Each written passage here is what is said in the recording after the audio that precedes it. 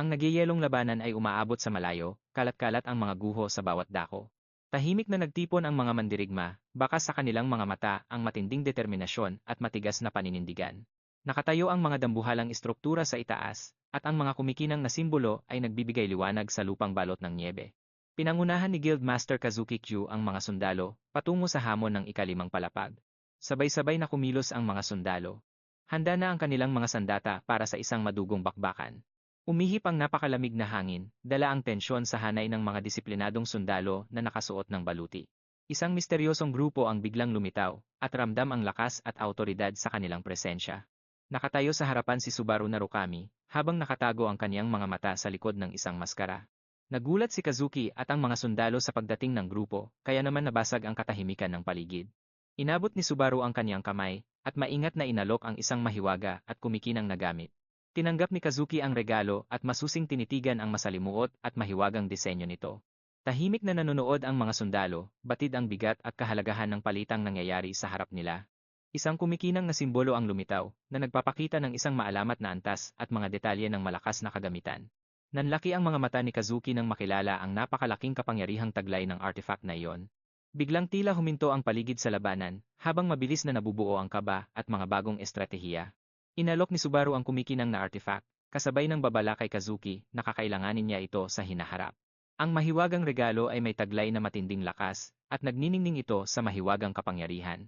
Tahimik lang na nagmamasid ang mga sundalo, kahit walang sinasabi ay alam nila kung gaano kaimportante ang gamit na iyon. Tinanong ni Subaru si Kazuki kung gusto ba nitong bumalik sa Blue Earth. Nag-atubili si Kazuki, hindi siya sigurado kung tatanggapin ba ang napakadelikadong alok na ito. Pinilit ni Subaru, at hinayaan na kay Kazuki ang desisyon kung ibabalik ba ang artifact o hindi. Biglang may lumitaw na isang napakalakas na puwersa, senyales na dumating na ang tagapagbantay ng ikawalong palapag. Lumitaw ang Sea Dragon Hydra, habang mabilis na umiikot ang tubig at umuungal ang dambuhalang nilalang. Pinagana ni Subaru ang artifact, at binalot ng naglalagablab na kidlat ang kaniyang buong katawan. Biglang umapaw ang kaniyang lakas, na nagbigay sa kaniya ng kakayahang harapin ang Hydra ng may layuning pumatay. Bawat galaw niya ay puno ng kuryente habang sumusugod ang Hydra. Nagbanggaan ang tubig at enerhiya, habang nahihirapan ang mga sundalo sa tindi ng puwersang kailangang harapin. Naghanda si Subaru ng ganti, hinampas niya ang lupa, at nagpakawala ng nakakabulag na kidlat. Magsidatingan ang mga kalaban, mga dragon ng tubig na nagwawala sa gitna ng malamig na niebe. Sinuri ni Kazuki ang paligid, maingat niyang inayos ang posisyon ng mga sundalo para sa isang planado at tumpak na pag-atake. Maingat niyang kinalkula ang bawat galaw, inihahanda ang bawat mandirigma para sa mabilisang aksyon. Tumango ang mga kakampi bilang pagsang-ayon, handa nang isagawa ang plano nang walang pag-aalinlangan. Lumapit ang mga kasama ni Subaru, nakalabas na ang mga sandata at nakahanda para sa isang matinding labanan. Naghanda ang grupo para sa huling bakbakan, habang nag-aalab ang determinasyon sa kanilang mga mata. Naghudyat si Kazuki na sumugod ang mga sundalo, habang kumikinang ang kanilang mga kalasag sa ilalim ng malamig na liwanag. Naging maayos ang takbo ng kanilang plano, habang ang bawat isa ay kumikilos ng sabay-sabay at may pagkakaisa. Umuungal ang Hydra, lingid sa kaalaman nito ang parating na sabay-sabay na atake at ang paparating na matitinding kidlat. Sumugod ang mga dragon nang nakabukas ang mga panga, pero ang atake ni Subaru ay sadyang walang makakapigil. Nagkagulo sa buong paligid, habang nagbabanggaan ang talim ng espada at ang bagsik ng mahika. Iwinasiwas ni Subaru ang kanyang espada, habang kumikislap ang kidlat at isa-isang tinatagpas ang mga ulo ng Hydra. Nanatiling matatag ang depensa ng mga sundalo, habang may bumabalot na pulang aura sa kanilang paligid. Nagtilamsikan ang dugo at enerhiya sa paligid ng itaas ni Shino ang isang kumikinang na bolang kristal. Ang mahiwagang harang na ito ang humarang sa mga atake, kaya naman nanatiling ligtas ang mga sundalo. Nag-focus siya ng maigi habang inuutusan siya ni Kazuki na harangin ang isang panibagong banta. Walang katapusang mga pagsubok ang naghihintay sa bawat napiling manlalaro. Sumunod ang lahat sa utos nito, kahit walang nakakaalam kung sino ba talaga ang gumawa ng sinaunang babala. Naghanda sina Subaru at ang iba pa, papalapit sa tore para harapin ang mga panganib na hindi pa nila nakikita. Naroon pa rin ang mga anino ng mga dating adventurer, mga kwentong nagsisilbing babala sa kanila. Unang sumulong ang grupo, dahan-dahang humakbang papasok sa mahiwaga at nagliliwanag na pinto ng tore. Pagdating sa ikawalong palapag, biglang lumitaw ang isang dambuhalang Red Dragon Hydra, buong tapang na lumaban ang grupo, sinusubukang talunin ang halimaw na tila imposible talagang magapi. Bagsak si Subaru, pagod na pagod at dugu-duguan. Habang iniisip ang matinding labanan, binalaan siya ng mga kalaban niyang tinalo. Pinagsasabihan siya ng mga ito dahil sa kanyang mga padalos-dalos na desisyon na muntik na nilang ikapahamak. May mga lumabas na emergency message, nagbabantang kamatayan ang parusa kapag itinuloy pa ang paglabag sa mga patakaran. Nanlaki ang mga mata ni Subaru, napagtantong mabilis siyang maaabutan ng masamang karma. 10 na taon ang lumipas, hinarap ni Subaru si Kyojo para singilin sa mga pagtatraidor at matagal ng paghihiganti. Ipinaliwanag ni Kyojo ang kanyang diskarte, iginigiit na ito lang ang tanging paraan para matalo si Subaru, tahimik ang tore at ang buong battlefield. Ang mga nakaligtas ay naging saksi sa katotohanan at paniningil. Galit na sumigaw si Kyojo, inilalabas ang lahat ng pait dahil sa pagpapahirap sa kanya ni Subaru sa loob ng maraming taon. Pinili niya ang kanyang panig, mas pinahalagahan ang mundo kaysa kay Subaru. Nanatiling tahimik si Subaru, alam niyang hindi na maiwasan ang tapatang ito pagkatapos ng lahat ng pinagdaanan. Mayabang na inilahad ni Kyojo ang kanyang mga plano, wala siyang pakialam kung mamatay man si Subaru. Kinutya niya si Subaru, sinabing sa kasaysayan ay maaalala pa rin siya bilang isang bayani. Nagningning ang mga mata ni Subaru, alam niyang kailangan niyang mabuhay kahit dehado na siya. Inamin ni Subaru sa sarili niya na mukhang hindi na siya maililigtas sa sandaling ito. Pero hindi siya sumuko, ginamit niya ang natitira niyang lakas kahit pa delikado ang kapalit nito. Nagwala ang buong paligid nang ilabas niya ang kanyang kapangyarihan, nagulat ang lahat ng nakasaksi. Hirap man si Subaru, tumatama pa rin ang mga atake niya, at nagagawang linisin ang daan. Maingat na nagmamasid si Kyojo, gulat na nagagawa pa ring lumaban ni Subaru sa ilalim ng ganoon katinding pressure. Parehong kakampi at kaaway ay nakaramdam ng pambihirang lakas na sumasabog sa buong paligid. Nagtipon-tipon ang grupo, sabay-sabay na sumugod para tapusin ang mga natitirang banta. Nagkagulo na ang lahat habang tinitiis ng magkabilang panig ang matinding pagkawasak at mga hindi inaasahang diskarte. Patuloy na sumulong si Subaru, ayaw magpatalo habang buong tapang namang sumusunod ang kanyang mga kakampi sa gitna ng kaguluhan. Hindi sumuko si Subaru, matibay ang kanyang loob habang nagliliparan ang mga kidlat sa paligid. Tinawag ni Kyojo ang iba pa, inuutusan ang lahat na sumunod agad sa kanyang makapangyarihang utos. Lumabas ang mga babala ng pagkapagod, senyales na hirap na ang katawan ni Subaru na ituloy ang kanyang atake. Mapanganib na lumapit si Kyojo, kinokontrol ang mga kidlat para manipulahin ang magulong kapaligiran ng labanan. Buong tapang na sumugod ang mga kakampi ni Subaru, sinusubukang harangin ang mga mapanirang atake ni Kyoho. Nagkaroon ng mga pagsabog sa kung saan-saan, nayayanig ang lupa sa ilalim ng mga paa ng magkabilang panig. Sinuri ni Subaru ang sitwasyon. Alam niyang halos wala na siyang stamina, pero patuloy pa rin siya sa marahas na pag-atake. Alam niyang kapag umatras siya ngayon, talo na sila ng tuluyan. Isa-isang natumba ang mga kaaway, hindi kinakaya ang pambihira at walang tigil na lakas ni Subaru. Nang hihina na ang katawan ni Subaru, bawat galaw niya ay tila lampas na sa limitasyon ng isang tao. Umiwas siya, bumawi, at mabilis na umatake, pilit na pinapanatili ang kanyang momentum. Naging napakagulo na ng battlefield habang ang mga nakaligtas at mga kaaway ay nakasadlak sa matinding pagkawasak. Nag-ikting ang mga ngipin ni Subaru, tumatangging bumagsak kahit pagod na siya. Mas tumindi ang mga kuryente at kidlat, lalong nagpapakita kung gaano kabagsik ang huli niyang hirit. Namangha ang kanyang mga kakampi, habang sinusundan siya sa gitna ng panganib at pag-asa. Marahas na umatake si Subaru, winawasak ang linya ng mga kaaway, gamit ang hindi mapigil na lakas ng kidlat. Naghiyawan ang kanyang mga kaaway, akala nila ay natalo na at napatay si Subaru. Sa wakas, tumayo siya ng matatag, kinuwestiyon ang mga nag-akalang mananalo laban sa kanyang pambihirang lakas. Pinagmamasdan siya ni Kyojo, napapansing may natitira pa palang enerhiya si Subaru sa kabila ng mga tinamo nitong sugat at pagod. Nagpatuloy ang kaguluhan sa battlefield habang sumasabog ang mga kidlat, pinalalayo ang mga kakampi at kaaway. Hindi makapaniwala ang mga nakakakita dahil ayaw pa ring bumigay ni Subaru sa ilalim ng matinding pressure. Mapanganib na ang taas ng mga warning sa pagkapagod, senyales na malapit nang bumigay ang katawan ni Subaru. Patuloy ang paghagupit ng kidlat, lalong nagpapatindi sa pagkawasak ng buong battlefield, nahihirapang makahabol ang kanyang mga kakampi. Pero inspirasyon nila ang determinasyon at lakas ni Subaru. Hinarap ni Kyojo si Subaru ng direkta, inihahanda ang huli niyang atake para tapusin na ang lahat. Buong lakas na bumawi si Subaru, eksakto ang bawat atake, kahit na tila lalamunin na siya ng pagkapagod. Mabilis na natumba ang mga kaaway, gumuho ang kanilang depensa laban sa hindi matitinag at nag-uumapaw na kapangyarihan ni Subaru. Tumama ang huling atake ni Subaru, nayanig ang buong battlefield sa tindi ng enerhiyang pinakawalan niya. Napagtanto ni Kyojo ang kanyang pagkatalo ng tuluyan ng madaig ng atake ni Subaru ang lahat ng kanyang harang. Pagkatapos noon, nanaig ang katahimikan. Nasaksihan ng mga nakaligtas ang dambuhalang lakas at nakakagulat na panalo ni Subaru. Nagising si Subaru sa isang basurahan, litong-lito at pagod na pagod mula sa nangyari. Tiningnan niya ang screen, nagulat sa mga hindi pamilyar na estatistika at mga bagong impormasyong nakikita niya. Bigla siyang natauhan ng mapagtantong hindi na normal ang sitwasyon niya. Naalala ni Subaru ang mundo at napansin na Ang mga tao rito ay parang mga mahihinang kalaban lang. Napagtanto niya ang dati niyang pagkatao, hindi tugma ang itsura ni Narakami Subaru sa kung sino talaga siya. Bumalik ang mga alaala, at nakita niyang ang pambihirang lakas niya 20 taon na ang nakararaan ay hindi man lang nabawasan. Kinuwestiyon ni Subaru ang katawang tinitirhan niya ngayon. Tulala sa biglaang pagtanto, ang itsura ng syudad ang nagpatunay na totoo ang lahat at ang sitwasyon ay hindi panaginip o guni-guni lang. Napaatras siya at pilit na nagbalanse habang maingat at masusing sinusuri ang paligid niya. Biglang lumitaw ang isang player kit device na nagbigay kay Subaru ng pagkakataong makakuha ng mga bagong kakayahan. Sa screen, nakita niya ang mga sikreto tungkol sa Blue Eyes at sa mga tagapagmana ng kanyang espiritu. Pinag-aralan ito ni Subaru ng mabuti at nalamang balak manalo ng guild. Sa susunod na tournament, nadiskubre niyang buhay pa pala si Kyoho, nagtatago lang at nagpaplano mula sa dilim. Humanda ng kumilos si Subaru dahil alam niyang matagal na siyang minamanipula ng mga kalaban. Nagsimula ang isang bagong kabanata nang magdesisyon siyang harapin ang Blue Eyes. Napaisip si Subaru sa kanyang mga kaibigan at naintindihan niyang ang kanilang mga sakripisyo ay may malalim na kahulugan. Nangako ng katapatan si Kyoho at nanumpang mananatili sa anino ni Subaru habang buhay. Paglipas ng maraming taon, muling nabuo ang mga guild at nagpatuloy ang mga pamana bago muling nagsimula ang mga kaganapan. Dumating si Subaru sa Memorial Hall at bumaha ang mga alaala ng mga nakaraang laban. Napanganga siya sa laki ng gusali na higit pa sa inaasahan niya.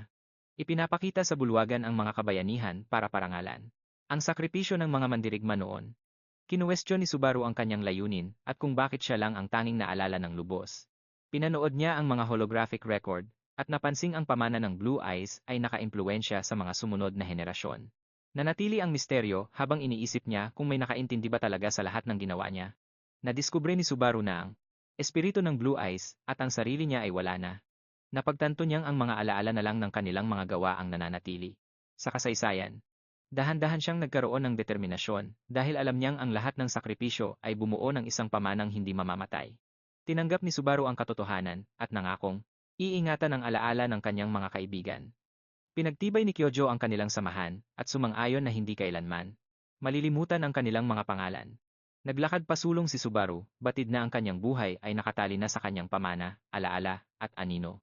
Tumingala si Subaru, determinadong huwag nang ulitin ang mga pagkakamali noon. Ipinangako niya sa sarili na hindi sasayangin ang pangalawang pagkakataong ito. Isang sugatang tao ang nakahiga sa harap niya, mahina at pilit na lumalaban sa sakit. Mabilis na lumapit si Subaru para tingnan ang mga sugat nito at kung maayos ba ang lagay niya. Nagulat siya nang makita ang isang misteryosong maskara sa mukha nito. Bumilis ang tibok ng kanyang puso nang mapagtantong binabago ng maskarang iyon ang buong pagkatao ng biktima. Mabilis na dumating ang iba, nag-aalala para sa nasugatang tao. Napansin ni Subaru ang maraming taong nakamaskara sa paligid at ramdam ang tensyon sa hangin. Naguluhan ang isip niya. Hindi alam kung bakit nandoon ang mga taong iyon, kinuskos ni Subaru ang kanyang mga mata, sinusubukang intindihin ang biglaang kaguluhan. Nagtipon-tipon ang mga tao na may suot na maskara at tinitingnan ang kanilang mga device, isang napakakakaibang tanawin. Tinanong niya ang sarili. Nang malakas, nagtataka kung anong klaseng sitwasyon ang nangyayari rito. Isang masamang tao ang ngumiti at nagsalita ng mga salitang nagbigay sa kanya ng pag-aalinlangan. Sabi ng nakamaskarang kalaban, maaalala raw si Subaru habang buhay bilang isang bayani. Nag-isip ng malalim si Subaru, sinusubukang intindihin kung ano ba talaga ang ibig sabihin ng lalaki. Naglakad si Subaru sa gitna ng maraming nakamaskara at tiningnan ang lahat ng maigi, isang portrait ng isang taong nakamaskara ang nasa loob ng silid. Naisip niya na ang lugar na ito ay para sa alaala ng isang importanteng tao noon. Napatingin siya sa isang kumikinang na bulaklak sa gitna ng marami pang iba. Naglalabas ng kakaibang liwanag ang bulaklak, kaya nilapitan ito ni Subaru ng maigi. Bumilis ang tibok ng puso niya nang makilala ang pangalang nakasulat sa ilalim nito. Nakipagsiksikan si Subaru sa mga tao para maabot ang kumikinang na bulaklak. Nagkakagulo ang mga tao sa paligid niya, walang malay sa kanyang emosyonal na paghahanap. Sa wakas ay nahawakan niya ang bulaklak at naramdaman ang isang matinding koneksyon. Sa taas, may dalawang nagmamasid mula sa bubong, tahimik na pinag-uusapan ang mga nangyayari. Sinusuri nila ang mga panganib para matiyak na walang makakaabala sa sitwasyon sa ibaba. Iniisip ng mas matangkad na figura kung paano makakarating ang mga balita kay Subaru sa huli. Ang isang nagmamasid na may mahabang puting buhok ay nakatitig sa reaksyon ni Subaru. Ang isa namang nakahood ay nagtanong kung buhay pa nga ba si Subaru. Dahil hindi pa sila sigurado, naisip nilang baka mas mabilis na mahanap ni Kazuki ang kinaroroonan ni Subaru kaysa sa inaasahan nila. Nagtalo ang mga nakahud tungkol sa kung paano nabuhay si Subaru sa loob ng 20 mahabang taon. Pinag-usapan nila kung nakita ba ni Subaru ang lahat ng walang nakakapansin sa kanya. Kumalat ang sikat ng araw sa langit, hudyat ng paglipas ng isa pang araw. Humihingal si Subaru, at naitanong kung buhay pa kaya si Shigeru sa kung saan. Hawak-hawak niya ang asul na bulaklak, alam niyang may kinalaman ito sa kaligtasan ni Shigeru. Ang silid na hinahanap niya ay punong-puno ng mga alaala ng nakaraang pinagdaanan niya. Sinuri ni Subaru ang mga record, at nakumpirmang nakaligtas nga si Shigeru ng mag-isa. Nahihirapan siyang intindihin kung paano ito kinaya ni Shigeru sa loob ng 20 taon na walang kasama. At ang mga tanong tungkol sa papel ni Kifuji ay patuloy na bumabagabag sa kanya. Alam na alam ni Subaru ang lahat at tinanggap niya ang kanyang kasalukuyang kawalan ng lakas. Wala siyang magawa para mabago ang mundo. Sa laki ng kanyang determinasyon, ginawa niyang prioridad ang pagbawi sa kanyang lakas. Hinawakan niya ang bulaklak, handa nang bawiin ang lahat ng kapangyarihang nawala sa kanya. Gamit ang mga alaala ni Subaru Hosoy, maingat niyang pinag-isipan ang mga susunod na hakbang. Makalipas ang 2 araw, sinimulan na niya ang tutorial para lalong lumakas. Puspusan siyang nag-ensayo ng may focus at determinasyon, sa pag-asang malampasan ang pagsubok na ito. Baka sa mga mata ni Subaru ang matinding paninindigan. Nangako siyang muling makikipagkita sa kanyang mga kakampi balang araw. Napakalawak ng arena, at ang tanging makikita lang ay ang mga bakas ng kanyang nakaraang pagsasanay. Tahimik lang na nagmamasid ang veteranong instructor na si Isaac, habang naghahanda para sa susunod na pagsubok. Isang estudyante ang katatapos lang sa isang napakalupit na combat trial. Habang humihingal sa pagod ang estudyante, sinuri ni Isaac ang ginawa nito, at napansing bahagya lang itong nakapasa sa mga standard. Tinanong niya kung gusto pa ng estudyante na sumubok sa susunod na level. Lumitaw ang mga instruksyon sa harap ng trainee, na malinaw na nagpapaliwanag kung gaano kahirap ang kakaharapin niya sa hinaharap. Nataranta ang estudyante, dahil hindi niya akalaing kakailanganin niyang lumaban sa 3 kaaway ng sabay-sabay. Mahigpit siyang binalaan ni Isaac, at ipinaalalang may malalang kapalit agad kapag siya ay nabigo. Napaisip si Isaac tungkol sa mga standard ng tutorial, dahil sa sobrang hirap ng mga ito. Pinagmasdan niya ang progreso ng estudyante, nang walang halong emosyon. Humanga siya kahit napakahirap pa rin ng hamon, habang nagliliyab ang mga natirang kaaway sa gitna ng labanan. Dito makikita kung gaano kabagsik ang inaasahan sa tutorial. Sa wakas, ibinaling ni Isaac ang kanyang atensyon sa isang bagong trainee, na lumapit ng may tiwala sa sarili at tahimik. Alam niya kung gaano kabigat ang pangalang dala ng estudyanteng ito. Nagbigay siya ng babala, nakasalalay ang tagumpay sa kung kakayanin ba niyang makapasa. Ni-activate na ni Subaru ang tutorial, at naghanda ng harapin ang mga lumitaw na goblin. Ibinihay niya ang kanyang buong focus sa laban. Handa na siyang lumaban ng walang pag-aalinlangan o anumang sagabal. Tahimik na nanood si Isaac, at maingat na inaabangan ang bawat kilos ng estudyante sa gitna ng pagsusulit. Mabilis na sumalakay si Subaru, at tinalo ang maraming goblin gamit ang kanyang husay sa timing at asintadong pag-atake. Nabigla si Isaac sa nakita, hindi siya makapaniwala sa pambihirang galing ng estudyante. Napansin din ng mga nanonood ang napakabilis niyang paggalaw. Nang mapagtantong higit sa inaasahan ang galing ni Subaru sa pakikipaglaban, tuloy-tuloy lang siya sa pagsugod, lumalaban ng walang pagod habang sinusubukan ang sagad na limitasyon ng kanyang katawan. Ang bawat kilos niya ay napakagaan, na tila ba walang tigil siyang nag-ensayo noon pa. Napansin ni Isaac na ang kakayahan ng estudyante ay lagpas na sa normal na antas. Talagang nakakamangha ang galing na ipinamalas niya. Nagkalat ang mga tumba-tumbang goblin sa arena, patunay ng nag-uumapaw na lakas ni Subaru. Napaisip si Isaac kung mayroon pa bang makakagawa ng ganoong klaseng mastery sa loob ng tutorial na ito. Ang diskarte ni Subaru ay pinagsamang lakas at bilis. Ang kanyang diskarte na puno ng lakas, bilis, at asintadong galaw ay talagang nagpabilib sa lahat. Napagtanto ni Isaac na isang taong nag-reincarnate lang ang makakatapat sa kanya. Sinabi niya na tanging ang reinkarnasyon lang ni Subaru, na Rukami ang makakagawa ng ganoong husay. Baka sa mukha ni Subaru ang matinding paninindigan.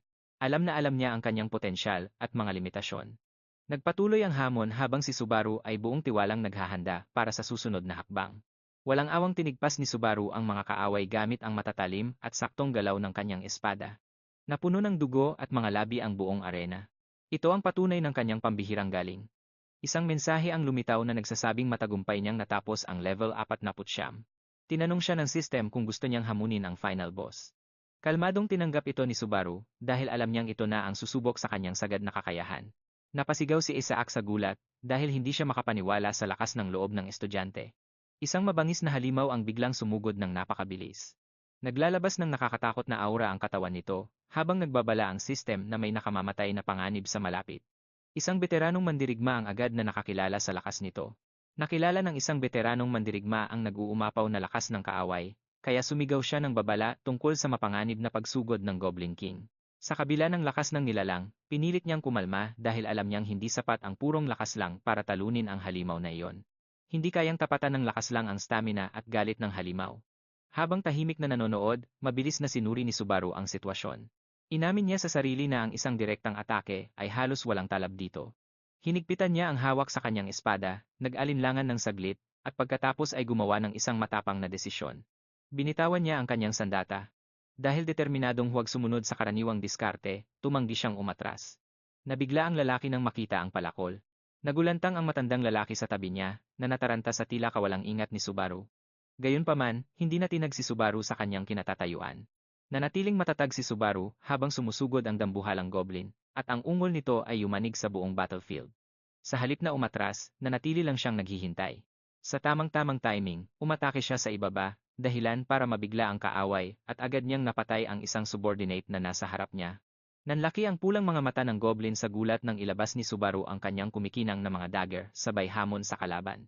Kalmado siyang nagmungkahi ng isang nakamamatay na pustahan. Sino kaya ang unang matatalo, ang goblin ba? O, ang halimaw na gagawin niyang parang una na puno ng mga patalim? O baka naman ang halimaw ang mapuno ng mga talim habang sumusugod ito sa tindi ng galit? Biglang nagpakawala si Subaru ng sunod-sunod na flying knives.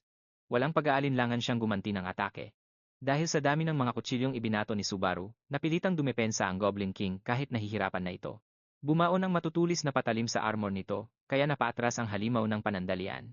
Sa halip na sumugod ng padalos-dalos, mabilis na lumipat ng pwesto si Subaru. Lumipat si Subaru ng posisyon at naghanda sa ganting salakay. Umungol ang goblin at sumugod habang iwinawasiwas ang kanyang dambuhalang palakol. Nagtalsikan ang mga kislap ng tumama ang metal sa bato. Mabilis na nakailag si Subaru habang binabasa ang bawat kilos ng kaaway ng may matalas na focus. Instinct at control. Habang nagpapatuloy ang laban, biglang bumalik ang isang alaala. Noon, nagsanay siya sa ilalim ng isang babaeng nagngangalang Reyna. Sa isang lesson nila, hindi niya maasinta ng maayos ang patalim sa target. Si Reyna, kalmado pero istrikto, ay itinuwid ang pagkakamali niya. Ipinaliwanag nito na kapag nakuha mo ang balance point, kahit anong bagay ay pwedeng maging sandata basta't tama ang pagkakahagis. Napakadali niya itong ipinakita, saktong-sakto ang tama sa gitna ng target. Ang sandaling iyon ay tumatak sa isipan ni Subaru. Dito niya natutunan ang pagiging eksakto at kontrolado. Balik sa kasalukuyan, kitang-kita sa kanyang diskarte ang aral na iyon. Bawat hagis ay kalkulado. Bawat galaw niya ay swaby at walang sayang.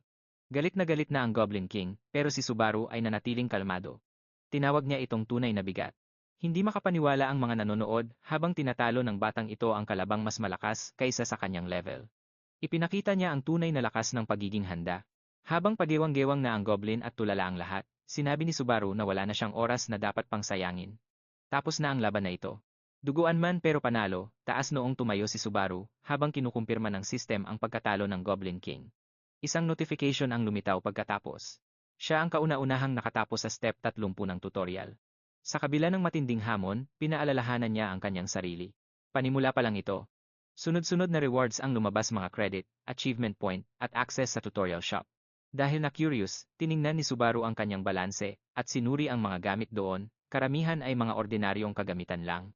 Karaniwan lang ang mga low-tier na gamit, pero may isang nakakuha ng atensyon niya, isang isinumpang espada na gawa ng isang master blacksmith, at nagkakahalaga ng 1,000 point. May isa pang sandata, isang holy blade na nagngangalang Miranda, na nangangako ng endurance at stamina, parehong napakahalaga ng mga ito. Pero magkaiba ang gamit ng mga ito. Habang pinag-iisipan niya, nakaramdam siya ng pag-aalinlangan, parang wala sa dalawa ang saktong-sakto sa kanya. Hanggang sa may napansin siyang isang hidden option, isang skill na tinatawag na Wedge of Greed, sinasabing nababawasan nito ang mga negatibong side effect ng mga skill. Interesado sa magiging kombinasyon nito, gumawa siya ng plano. Gagamitin niya ang isinumpang sandata, pero kokontrahin ang mga masamang epekto nito gamit ang skill na nakuha niya. Nang walang pag-aalinlangan, binili niya ang dalawa. Umalinganggaw ang madilim na enerhiya mula sa isinumpang espada ng hawakan niya ito. Nagkakisalapan ang mga talim at kuminang ang kanyang mga mata sa tuwa. Naniniwala siyang ang kombinasyong ito ay sulit subukan. Hawak ang isinumpang espada, napatunayan ni Subaru na ang pagsasama nito at ng bago niyang skill ay eksaktong-eksakto sa inaasahan niya. Sa halip na sayangin ang pagkakataon sa mga pansamantalang pampalakas, pinili niyang mag-invest agad sa isang sandata na magagamit niya ng matagalan. Ang matapang niyang desisyon ay kumuha ng atensyon ng veteran proctor na nagbabantay sa kanya, kahit bilib, nahihirapan ang matanda. Hirap siyang intindihin ang lohika sa likod ng ganoong desisyon, lalo na't hindi pa sigurado kung ano ang buong epekto ng skill na yon. Noong tinanong siya, hindi nagbigay ng detalye si Subaru, at binaliwala lang ang mga tanong ng may kaunting kayabangan. Dahil alam ng proctor kung gaano katigas ang ulo ng binata, hinayaan na lang muna niya ito. Bumulong siya sa sarili nang may ma-realize. Napagtanto niya na ang pasaway na batang nakilala niya noon na si Higer ay isa na ring proctor ngayon, isang senyales kung gaano nakaraming panahon ang lumipas. Sa ibang dako, isang flashback ang nagpakita sa kabataan ni Higer. Kinakabahan at bilib na bilib, humingi siya noon ng autograph. Humingi siya sa isang nakamaskarang adventurer na idolo niya. Malinaw na nag-iwan ng marka ang sandaling iyon, na yung isa na siyang proctor, napaisip siya. Kahit bilib sa talento ni Subaru, naiinis siya sa kayabangan ng bata. Nag-alok si Higer na i-sponsor siya para makasali sa guild. Tumanggi si Subaru dahil nakatuon lang siya sa kanyang layunin. Nang hindi na naghintay ng iba pang sasabihin, binuksan na niya ang portal patungo sa susunod na palapag. Habang pinapanood siyang maglaho, inamin ni Higer na nagkamali siya ng tingin sa bata. Nakatingtong na si Subaru sa ikalawang palapag, sa loob ng isang lungsod. Ito ang lupain ng mga panimula, pamilyar pero marami nang nagbago. Maririnig ang sigaw ng mga mangangalakal sa kalye, walang malay sa determinasyong dala niya. Ang pagbabalik dito ay hindi lang basta pag-unlad, isa itong reset dala ang mga kaalamang pinaghirapan niya mula sa kanyang nakaraang buhay. Hawak na niya ngayon ang isang pambihirang pagkakataon. Sa pagkakataong ito, itatama na niya ang lahat para sa kanyang mga kasamahang pumanaw at para sa kanyang paghihiganti. Bumaba si Subaru sa madilim na pasilyo, matalas at nakapokus ang kanyang mga mata. Sa kabila ng malamig na pagtanggap, binaliwala lang niya ang kanilang mapang-asar na mga tingin. Dahil walang matinong gamit, minalit siya at itinuring na isa lang sa mga baguhang madaling mapapalitan, pero nanatili siyang kalmado at nagpatuloy sa paglakad. Bumukas ang mga pinto ng trial room, tumambad ang kaguluhan at dumanak ang dugo sa loob. Naglalaban ang mga veteran laban sa mga naglalakihang halimaw. Ipinapakita nila ang kanilang mga bonggang skill at mamahaling sandata. Hindi nag-atubili si Subaru. Tahimik niyang tinanggap ang quest habang seryoso ang kanyang mukha. Pagkabunot ng isinumpang espada, tiniis niya ang matinding hapdi na gumapang sa kanyang buong katawan, nagsimula na ang kanyang live stream. Agad na tumaas ang kanyang mga stat ng lampas sa limitasyon. Habang hinihigpitan ang hawak, bumugso ng matindi ang madilim na enerhiya mula sa sandata. Sinubukan siyang pabagsakin ng ganti ng espada, pero sa tamang oras ay gumana ang kanyang unique skill na Wedge of Greed. Nilabanan nito ang mga epekto ng espada, kaya nabawasan ang hirap ng kanyang katawan, kahit hindi perpekto, pinigilan ng skill na ito ang kanyang pagbagsak. Pinakalma nito ang kanyang kalagayan, sumabog ang enerhiya sa paligid niya habang umuungol ang isinumpang talim para sa dugo. Lalo pang tumaas ang kanyang mga stats sa bawat segundo. Pinapanood ng mga viewers ang pagpilit ng streamer na lampasan ang kanyang sariling limitasyon. Habang tumitindi ang liwanag, napagtanto ng lahat ng nanonood na hindi ordinaryong player si Subaru, at nakatitig lang ang mga viewers habang sumusugod siya pasulong. Lampas sa kanyang limitasyon, tumangging magpadaig. Sumugod si Subaru sa labanan, nagniningning ang kanyang espada, handang patunayan ang kanyang lakas. Hindi ito simpleng pagsubok lang. Isa itong deklarasyon. Humihilik ang may-ari ng bahay tuluyan sa likod ng counter, walang kamalay-malay sa bagyong dumaan lang. Nagising siya nang umalingaw ang mabibigat na yabag sa pasilyo. May mga bakas ng dugo sa sahig na gawa sa kahoy. Lumitaw ang anino ni Subaru mula sa dilim. Saglit na nag-alinlangan ang matanda kung nananaginip pa ba siya. Pagbangon sa kanyang upuan, nagmadaling lumabas ang may-ari. Nabigla siya nang makita ang pinsalang naiwan sa paligid. Gumuho ang isang bahagi ng gusali at nagkapira-piraso ang sahig. Gulong-gulo siya habang sinusubukang intindihin ang lahat ng nangyari. Samantala, dahan-dahang nagising si Subaru sa kanyang silid, masakit ang katawan pero buo pa naman. Sa kabila ng mga side effect, naging matatag ang kanyang system magdamag. Hindi siya tuluyang nawasak ng backlash ng isinumpang espada. Nag-unat siya at sinuri ang mga natamong sugat sa kanyang katawan. Sa tavern, mahinahon niyang ininom ang kanyang baso habang tinitingnan ang mga naipong credits. Napaisip siya tungkol sa paglaki ng kanyang stats. Tumaas ang kanyang lakas, pero tumindi rin ang pasanin. Bawat upgrade ay lalong naglalapit sa kanyang limitasyon. Sa ibang lugar, isang streamer ang abala sa kanyang mga audience, masayang nagkokomentaryo habang nakakatanggap ng mga papuri at donasyon. Habang nakamasid mula sa malayo, nanatiling tahimik si Subaru. Ang landas na kanyang tinatahak ay mas madilim at mas mahirap. Habang nagpapahinga sa tavern, nakakita si Subaru ng isang display na nagpapaliwanag tungkol sa live stream system. Napagtanto niya na kumikita ang mga player ng credits sa pamamagitan ng pag-broadcast ng kanilang mga adventure at pagkuha ng mga donasyon mula sa mga manonood.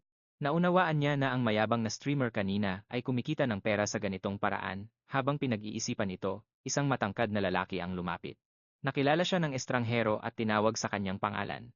Lumingon si Subaru, tumitindi ang tensyon dahil ang presensya ng lalaki ay nagpagising sa isang malalim at likas na reaksyon. May kung anong nakabaon, may kung anong mapanganib. Biglang nanigas ang kanyang katawan, ang kaba ay napalitan ng linaw. Ang boses ng lalaki, na mayabang at nang-uuyam, ay nagpagising sa isang nakalimutang alaala. Naalala ni Subaru ang mukhang iyon. Hindi ito isang estranghero. Siya si Isaac, ang taong nagpahirap sa kanya sa dati niyang buhay. Nagbalikan ng mga alaala. Hinamak siya ni Isaac at tinawag na walang kwenta. Binubugbog siya nito kahit sa maliliit na pagkakamali.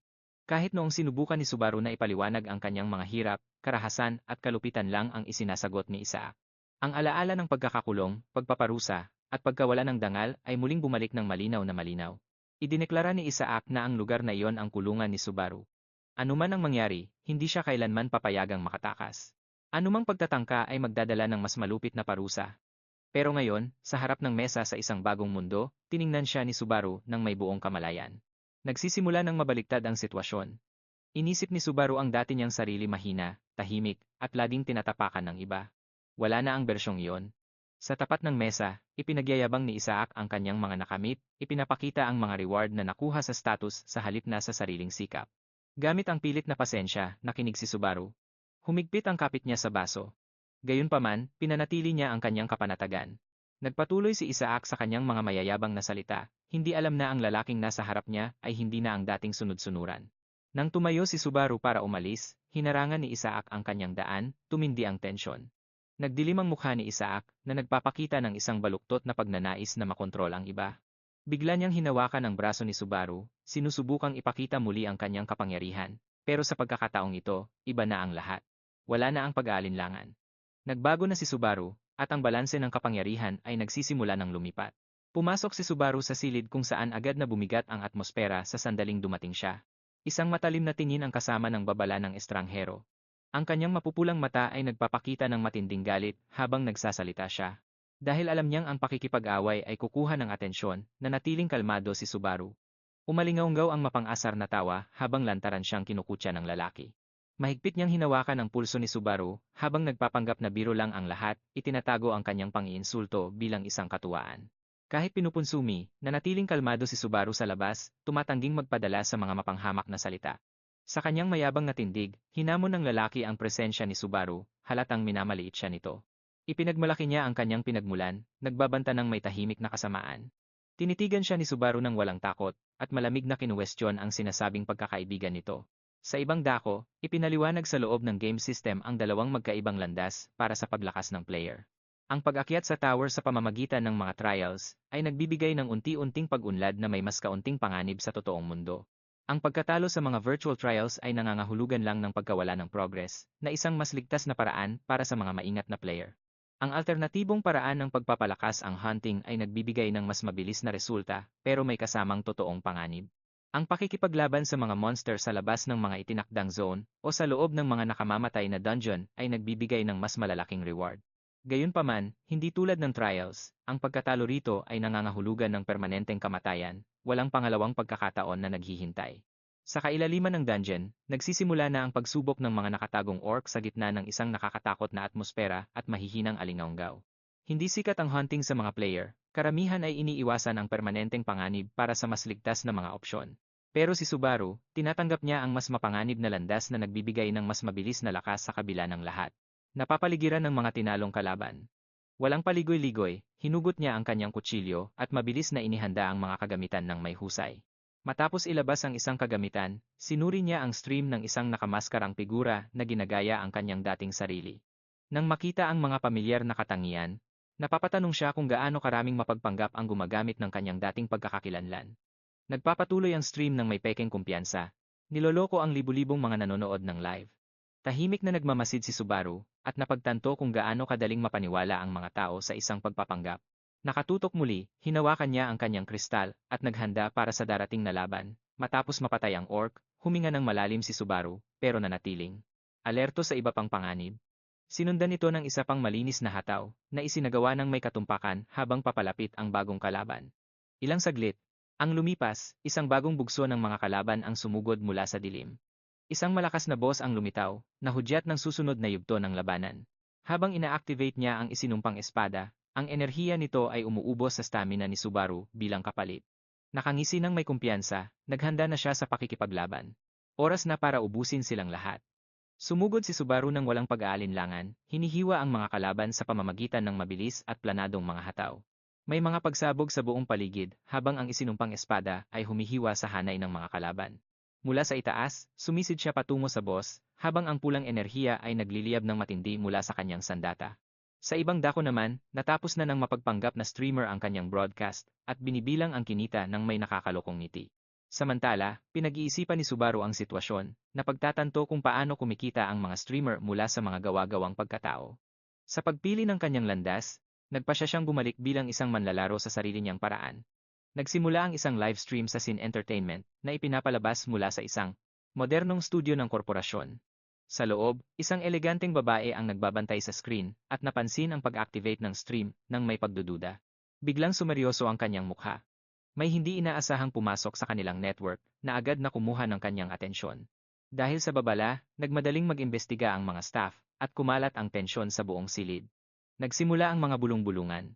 May nakapasok sa stream system at nalusutan ang internal monitoring. Lumaki ang pangamba ng mapagtanto nilang hindi ito isang biro. Ito ay isang sadya at planadong pag-atake. Tinanong siya ng isang kasamahan kung bakit niya tinalikuran ang pag-akyat sa tore sa kabila ng kanyang galing. Binaliwala niya ito at sinabing nakakabagot lang dahil wala naman daw sa tore ang tunay na makakatapat sa kanya. Bigla, isang matalim na signal ang dumating, na agad na nagpabago sa kapaligiran ng buong opisina. Sa control center, napansin ng isang babae ang isang bagong stream na nagtatampok sa isang taong suot ang maskara ni Subaru.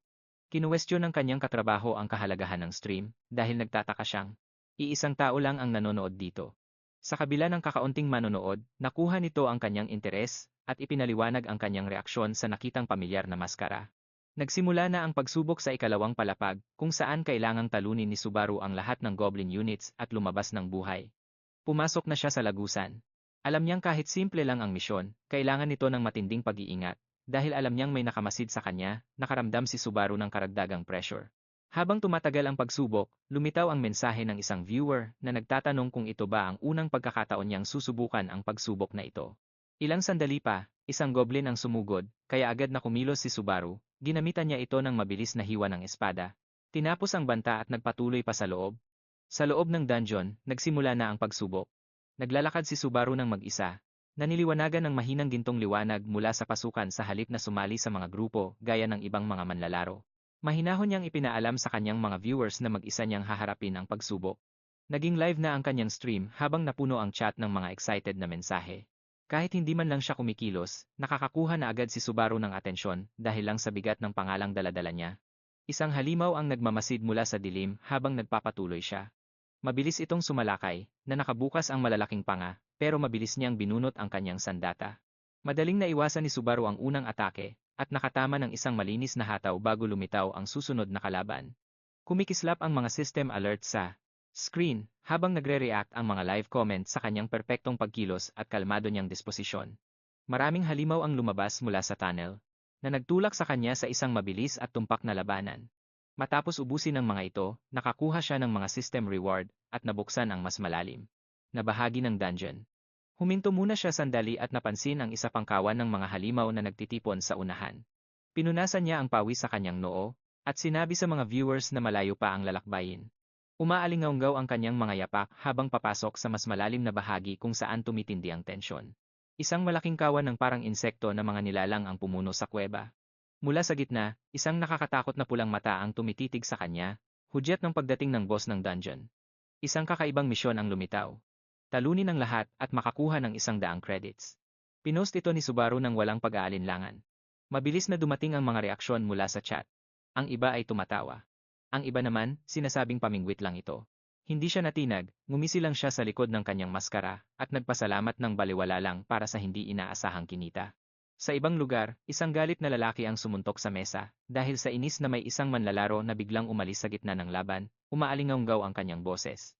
Pinagalitan siya ng isa pang lalaki dahil sa paggawa ng eksena. Nawala ang sigawan nang magpatuloy sa pag-scroll sa kanyang tablet ang babaeng nasa malapit. Sa gitna ng katahimikan, dahil napansin ang seryosong mukha nito, sumilip siya para itanong kung ano ang tinitingnan nito. Nanlaki ang kanyang mga mata. Nang makita ang stream ni Subaru ay live pa rin at aktibo. Agad siyang humingi ng paumanhin ng may kaba, sabay mura. Pagbabayad, pero iba ang sinasabi ng kanyang pananahimik. Nabigla ang lahat ng mabanggit ng malakas ang pangalang Narukami Subaru, na tila hindi makapaniwala.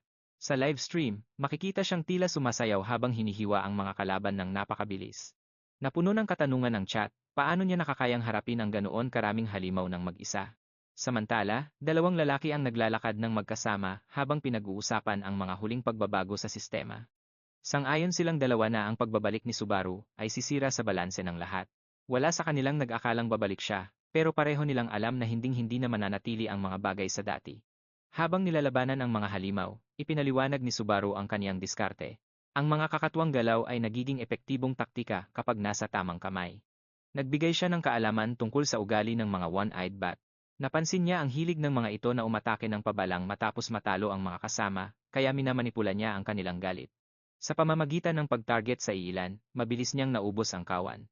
Bumaha ang mga komento mula sa mga manonood na nagulat na may isang tao sa floor 2 na hindi sinasadyang nagtuturo sa lahat.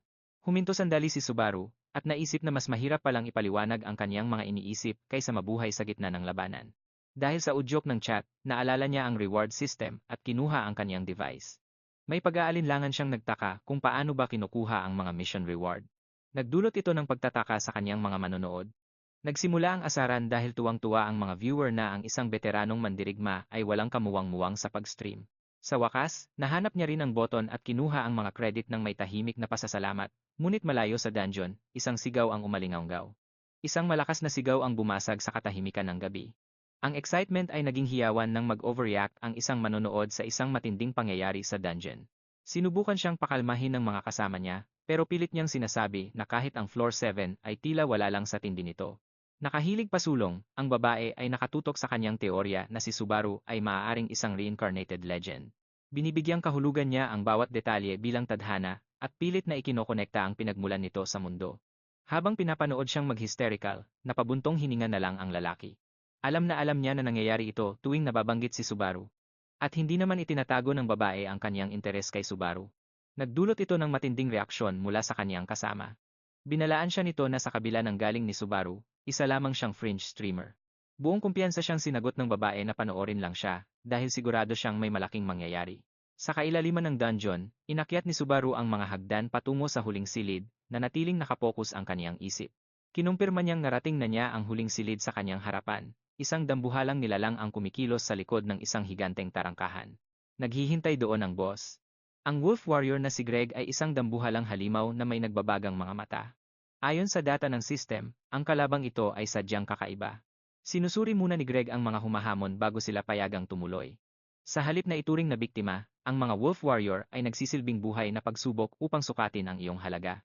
Biglang may lumitaw na bagong misyon na nag-aalok ng 3,000 credits kung matatalo ni Subaru si Greg. Nagulat siya sa laki ng reward. Halos hindi siya makapaniwala sa kanyang nakikita.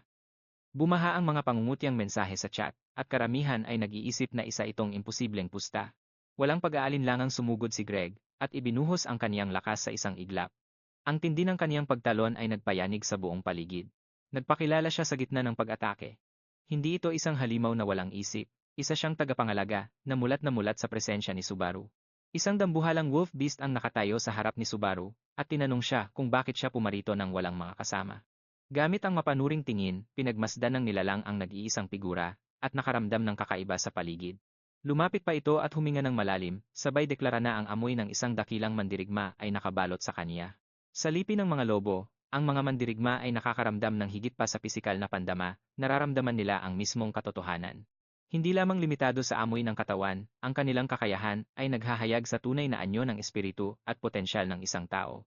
Matapos makumpirma ang halaga ni Subaru, idineklara ng halimaw na tapos na ang pagsubok at pinayagan na siyang magpatuloy. Ang ganitong pagkilala ay bago para kay Subaru. Kahit sa nakaraang buhay niya, wala siyang naranasang ganito. Gayunpaman, hindi nagbago ang kaniyang misyon. Hindi ang pinto ang kaniyang pakay, kundi ang halimaw sa harap niya. Mahinahon niyang inamin na may nagpadala sa kaniya para paslangin ang lobo. Sa loob ng isang mamahaling corporate office, nagtipon-tipon ang mga executive para pag-usapan ang isang misteryosong live streamer. Mabilis na tumitipa ang mga daliri sa keyboard habang humihingi ng viewer data ang department head. Sumandal si John Tail habang nakatitig sa screen. Nag-alinlangan ang isang assistant at hinulaang nasa 20 ang nanonood. Itinama siya ng isa pa, 30 raw, hindi 20. Hindi gumanda ang timpla ng lahat. Pinagalitan sila ni John dahil hindi siya natutuwa sa kanilang pakikipagsapalaran sa isang taong ganoon kababa ang reach. Humarap si John Tail kay Hatsuka at iminungkahing magsimula na rin itong mag-stream dahil sigurado siyang marami itong makukuhang manonood. Habang nag-uusap sila, may nakapansin na ang viewer count ni Subaru ay umakyat na sa mahigit 40 doon sa loob ng dungeon. Galit na umungal ang Wolf Warrior habang matapang na nakatayo si Subaru. Walang pag-aalinlangang hinawakan ni Subaru ang kanyang isinumpang espada. Pinatahimik niya ang kanyang isipan para manatiling nakapokus. Dumaloy ang kapangyarihan habang hinihigop ng espada ang kanyang stamina na nagpataas naman sa kanyang mga stats sa mismong sandaling iyon. Sa kabutihang palad, ang Wedge of Greed ang nagpapanatili sa kontrol ng backlash ng espada sa ngayon. Sa isang mabilis na kilos, sinalakay niya ang halimaw. Gumamit siya ng mga bihasang galaw.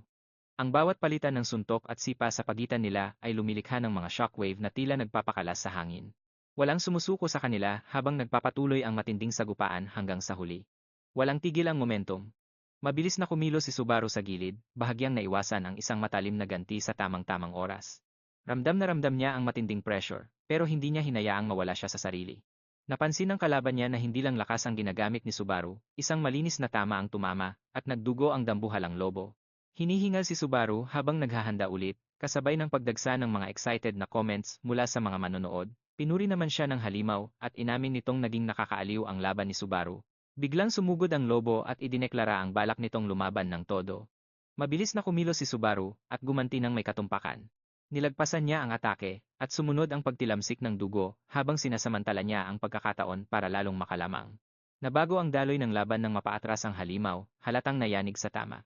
Inipon ni Subaru ang lakas para sa susunod na banat at mabilis na sumugod. Sa tindi ng kanyang determinasyon, bumaon ng malalim ang kulay pula na espada, kaya tuluyang bumagsak ang dambuhalang kalaban. Lumabas ang kumpirmasyon. Bagsak na ang mandirigma. Sunod-sunod ang pagtaas ng kanyang stats sa lakas, bilis, at focus habang nakatayo si Subaru sa tapat ng bangkay. Hinihingal siyang huminga, tapos kinausap niya ang mga audience, at sinabing panalo siya sa misyon. Lumabas ang isang malinaw na mensahe kasama ang mga rewards na credit at points. Habang naglalakad patungo sa susunod na silid, pinanood niya ang dahan-dahang pagbukas ng dambuhalang pinto. Maraming pagpipiliang trial ang lumitaw sa harap niya na nagliliwanag ng matindi. Habang nagbubunyi ang mga viewers, tiningnan ni Subaru ang mga opsyon. Pinili niya ang Trial of Thunder. Napuno ng mga comments ang stream na hinihikayat siyang ituloy ang laban at huwag aatras. Humakbang siya papasok sa liwanag, handa sa susunod na pagsubok. Sa loob naman ng opisina, pinapanood ng mga staff ang pagtatapos ng battle stream ni Subaru. Nang makita ang tinalong lobo sa screen, naghiyawan sa tuwa ang buong team dahil napatunayan ng tagumpay na ito na tama ang kanilang mataas na inaasahan sa kanya. Hangang-hanga si Hatsuka sa galing at bilis ng paglakas ni Subaru, kaya nakuha nito ang atensyon ng department head. Kahit nagulat, inamin ni John na hindi biro ang talunin ang Wolf Warrior. Pero, nagbabala pa rin siya na isang rookie pa rin si Subaru. Maaaring mapahamak siya kung masyadong mabilis ang pag-angat niya. Samantala, nagmungkahi si Hatsuka ng isang delikadong pustahan base sa magiging resulta ni Subaru sa Thunder Trial. Itinaya niya ang kanilang mga sahod sa kung makakayanan ba ni Subaru na mamaster ang Thunder na ikinagulat ng husto ni Kiyoharu. Kahit may mga pagdududa, ipinaalala ni Hatsuka sa kanila na si Subaru lang ang tanging nagtagumpay sa Thunder noon. Matapos ang sandaling pag-aalinlangan, tinanggap ni John ang pusta habang nagrereklamo naman si Kiyoharu dahil nadamay siya ng wala sa oras. Naglabasan ang mga kuryente sa katawan ni Subaru nang mag-activate ang kanyang kapangyarihan na yumanig sa buong battlefield sa tindi ng puwersa. Napatingin ang isang nakamaskarang mandirigma at nagbabala sa iba tungkol sa panganib na dala ng tumitinding enerhiya ni Subaru. Nawasak ang lupa sa tindi ng pagsabog na nagdulot ng mga shockwave kaya nawalan ng balanse ang mga kalaban. Napansin ni Subaru ang isang system alert. May lumabas na isang elite type na kalaban ng mas maaga kaysa sa inaasahan. Mabilis na sumugod ang nakabaluti na halimaw at agad na nakalapit sa kanya sa kakaibang bilis. Sa tindi ng galit nito, bumagsak ang malakas nitong atake na nagpabitak sa lupa kung saan nakatayo si Subaru kanina lang. Agad niyang sinuri ang panganib at napansing mas mataas ang stats ng boss kaysa sa dapat na level nito. Dahil may mga sibilyan sa malapit, ang tanging paraan ay ang mabilis na pagtapos sa kalaban. Binunot niya ang Cursed Sword at nag-activate ng buff. Pinalakas nito ang kanyang lakas kapalit ng kanyang stamina. Sumugod ulit ang boss, pero naiwasan ni Subaru ang tama ng may katumpakan.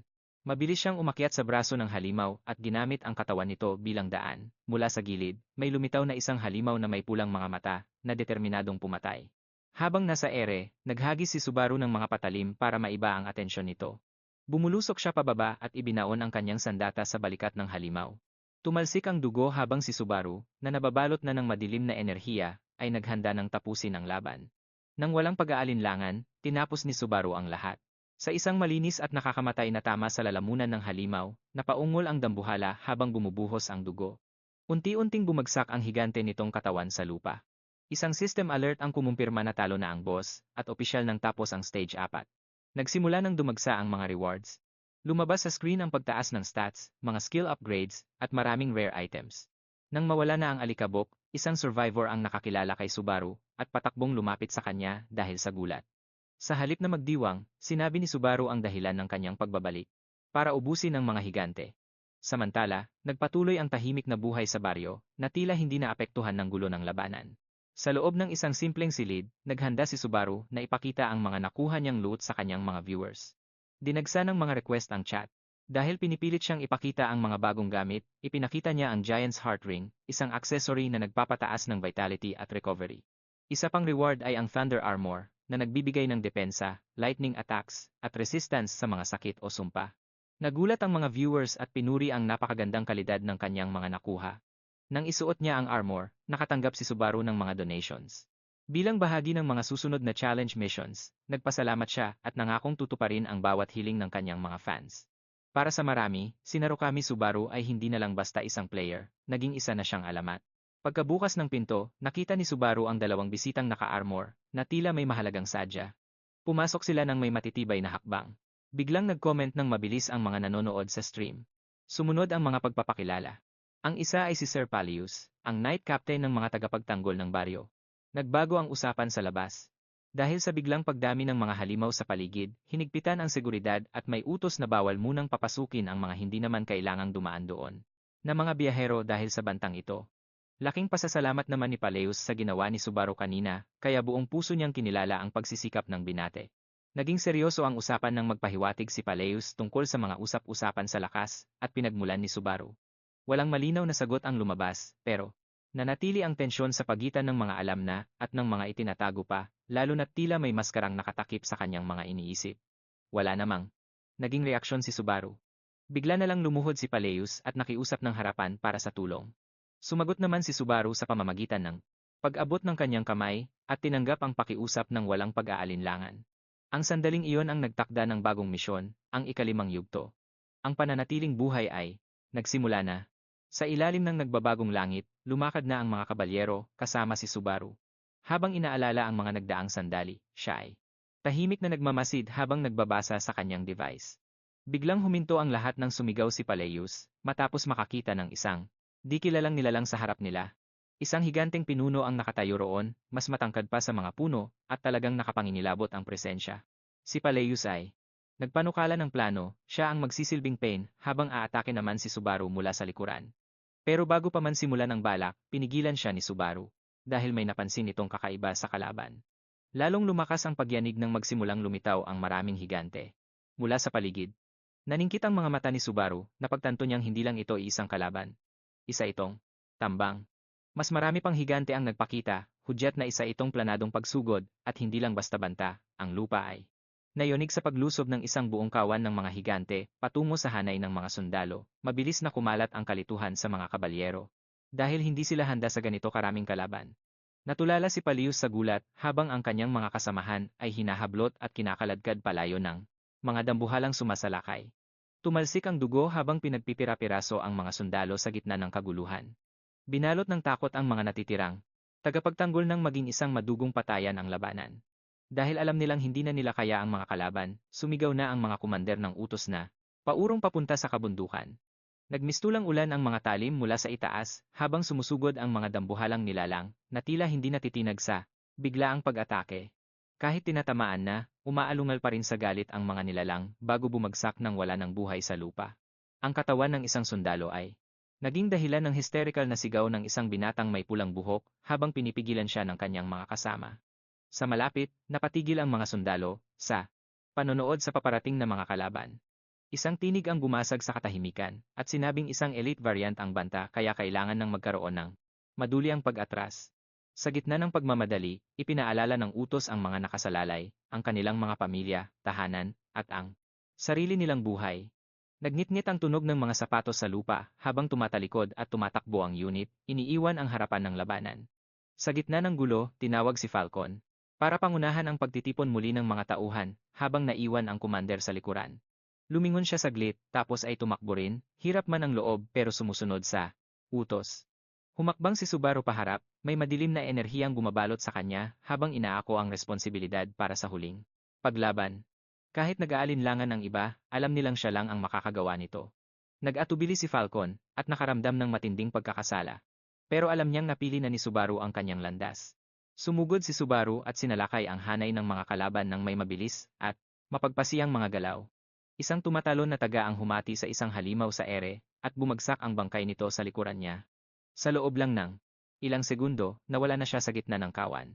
Isang nilalang ang umungol, na bigla sa paglapit ni Subaru habang ang iba ay itinuon na ang pansin sa kanya. Tila sumabog ang alikabok sa bilis ng kanyang galaw. Sa isang kisap mata, dalawang kalaban ang bumagsak. Ang system points ay agad na naibigay, pero nanatili siyang tahimik. Napaisip si Subaru sa sandaling iyon na ang pag-iisa ng ganito ay nananatili pa rin. Hindi pamilyar sa kanya. Patuloy sa pagtakbo si Falcon, umaalinganggaw ang kanyang mga yapak sa bakanteng kalsada na tila walang katapusan.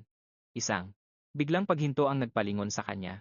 Kumikirot ang pagsisisi sa kanyang dibdib habang nakatingin sa likuran, nangangalit ang kanyang mga ngipin. Nahihirapan siya sa bigat ng loob dahil iniwan niya ang isang kasama na makipaglaban ng mag-isa.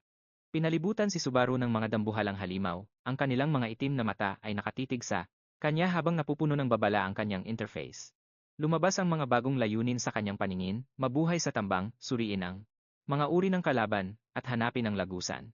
Walang pag-aalinlangan niyang pinagtibay ang kanyang tungkulin. Hindi niya tatakasan ang laban na ito, bawat taga ay tumatama ng diretsyo, humihiwa sa mga kalaban habang kumukurap ang mga confirmation screen sa kanyang display. Ang bilis ng kanyang kilos ay nagtulak sa kanya pasulong, nililinis ang paligid sa bawat walang humpay na galaw. Ipinaalala niya sa sarili, guluhin ang kanilang hanay, bulagin ang kanilang paningin, at hanapin ang labasan. Tumalon siya paitaas at bumulusok pababa na parang isang bulalakaw, bumagsak sa gitna ng kanilang pormasyon. Nagalsahan ang mga bahagi ng katawan dahil sa lakas ng impact, hindi matigil ang kanyang mga atake sa gitna ng gulo. Tuloy-tuloy ang paglabas ng mga alerto, pero alam ni Subaru na malayo pa ito sa katapusan.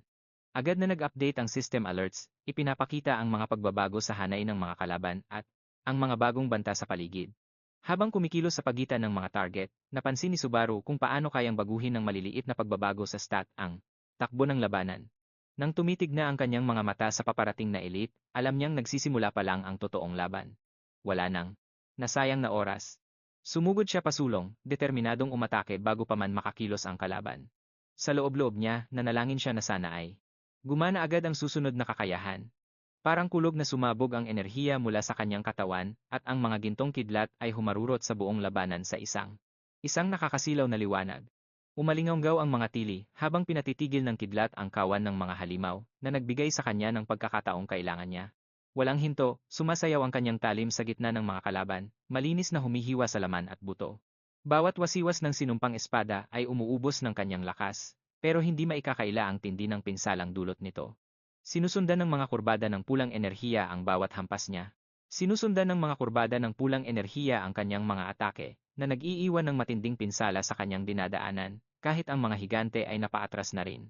Dahil sa kanyang walang humpay na opensiba, tumilamsik ang dugo sa lupa habang bumagsak ang huling halimaw sa kanyang paanan. Napuno ang kanyang paningin ng mga kumpirmasyon ng napatay, kasabay ng mga dagdag na stat bonus at mga bagong skill na nakuha niya. Ramdam niya ang bagsik ng kapangyarihan sa kanyang katawan. Ang kanyang lakas, bilis, at mahika ay lumagpas na sa kanilang mga hangganan. Tahimik lang ang mga nanonood tulala sa tindi ng lakas na mag-isang ipinamalas ni Subaru. Naglalagutukan ang kidlat sa kalangitan habang lalong tumitindi ang tensyon sa buong labanan. Ilang mga kalaban ang sumugod nang hindi alam na unti-unti nang nilalason ng sinumpang espada ni Subaru ang kanilang isipan. Walang pag-aalinlangan siyang sumugod. Napaatras ang higante sa kanyang atake nang maalala niya ang isang malupit na patakaran. Hindi nawawala ang mga kalaban kahit matapos ang yugto hanggat hindi natatapos ang pagsubok. Hinarap ni Subaru ang isa pang bugso ng mga kaaway. Hindi niya inaasahang mabilis siyang mapapagod, na unti-unting umuubos sa kanyang lakas habang pinaliligiran siya ng mas marami pang nilalang. May bumulusok na gintong enerhiya mula sa itaas, hudyat ng pagdating ng isang bagong puwersa. Nanlaki ang lahat ng mata nang muling magpakita si Falcon. Nababalot ng kuryente, naghandang sumali si Falcon sa gulo. Sa isang malakas na pagsabog, sumalpok siya sa gitna ng kawan ng mga halimaw. Tumagos ang sinag ng araw sa makakapal na dahon ng sinaunang kagubatan, na tila hindi man lang nagalaw ng panahon. Sa itaas ng malalaking puno, isang anino ang mabilis na gumagalaw, na tila sanay na sanay sa bawat kilos.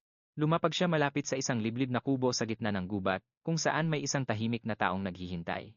Alisto ang lalaking may puting buhok, nang makarinig siya ng mahinang langit-ngit mula sa labas ng pinto ng kubo. Pero imbes na away, nakita niya ang isang babaeng kalmadong humihigop ng kanyang inumin habang nakatuon ang pansin sa kanyang tablet. Binati niya ang sariwang hangin at sinabing bihirang-bihira na ang ganitong katahimikan. Sinamahan niya ito at nanahimik muna sandali habang pinagmamasdan ang paglubog ng araw sa dapit hapon. Nang hindi tumitingin sa kanya, nagpahiwatig ang babae na may mas malalim pang dahilan ang katahimikang ito. May isang live feed na nagpapakita ng isang pangalan. Subaru, paglilinaw niya agad. May nagpapanggap lang na siya. Sa likod ng kanyang kalmadong boses, dama ang katotohanang wala na talaga si Subaru at pareho nilang alam yon. Kung buhay pa siya, siguradong iba ang mangyayari. Tumalikod ang lalaki para umalis, umaasang matatapos na ang usapan.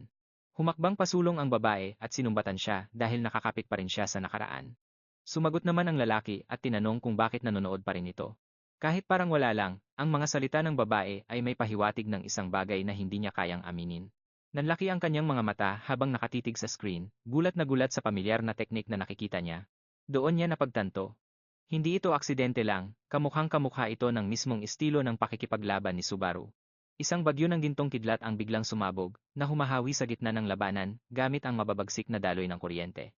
Kumpol-kumpol na bumagsak ang mga robot na kalaban dahil sa tindi ng mapanirang enerhiya. Maya-maya lang, isang system alert ang lumabas. Nakuha na ang skill na Thunder Fist, may mga kuryenteng bumabalot sa maskaradong mandirigma habang namangha ang lahat ng nanonood. Walang hinto, sunod-sunod na lumabas ang mga notification para sa mga bagong skill at mga natapos na misyon. Sa kabila ng kanyang mga sugat, nanatili siyang nakatayo, nagpapasalamat na lang na nakaligtas siya ng buhay. Kinukutya ang kanyang mga kaaway, inihanda niya ang kanyang sarili gamit ang isang matalim at malamig na tingin. Nagsimula na ring pumasok ang mga bagong misyon. Imbes na sumugod agad, pinili muna niyang huminto sandali. Pero nang sumugod ulit ang mga kalaban, hinarap niya ang mga ito ng diretsyo. Nagliyab ang kanyang kamao ng pulang kidlat. Muling nagigising ang kanyang mga dating instinto, at ngayon ay tuluyan na itong sumasabog. Parang dati lang, pinagpira-piraso sila ni Subaru. Sumasabog ang pulang kidlat mula sa kanyang mga kamao. Sinisira niya ang pormasyon ng kalaban nang may malupit na katumpakan, sunod-sunod na bumagsak ang mga katawan sa lupa.